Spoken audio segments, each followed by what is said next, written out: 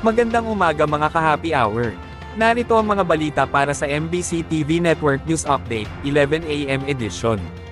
Sa Metro Manila ngayon, simula ngayong weekend, magkakaroon ng road reblocking and repairs ng DPWH sa 23 kalye sa 5 lugar sa Metro Manila. Pasadong alas 11 ng gabi kahapon, inaabiso ng Metropolitan Manila Development Authority o MMDA na matatagal hanggang alas 5 ng umaga sa araw ng Lunes, July 15 o ipinagdiriwang ng ika-85 anibersaryo ng kauna-unahang radyo sa Pilipinas, ang DZRH.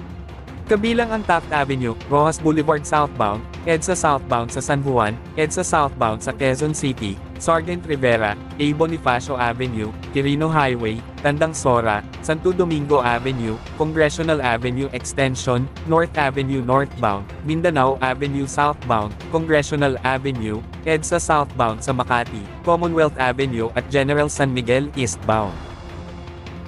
Samantala, Mayor Guo, emosyonal na pinasalamatan ang mga kababayan sa kanyang kaarawan. Pinasalamatan ni Suspended Bamban Mayor Alice Guo ang kanyang mamamayan, na bumati sa kanyang ika-38 na kaarawan nitong Biyernes. Idinaan nito sa internet ang nasabing mensahe, kung saan sinabi niya na hindi ito nagsisisi na pumasok sa politika.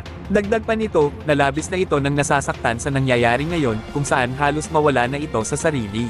Humingi din ito pangunawa sa mga nadadawit sa isyu, at nakiusap siya na huwag nang magpakalat ng mga fake news ukol sa kinasasangkutan niya. Giniit nito na siya ay Pilipino, at ang lahat aniya na nangyayari sa kanya temporaryo lamang.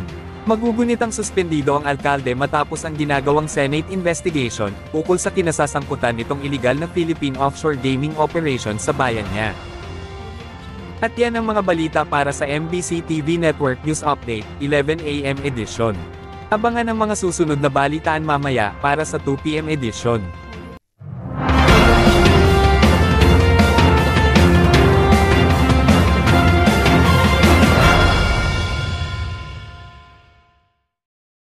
Mga ka-happy hour, kung gusto mong manood ang mga balita sa MBC TV Network News Update, mag-subscribe sa aming YouTube channel, i-like ang aming Facebook page, at i-follow sa aming TikTok account.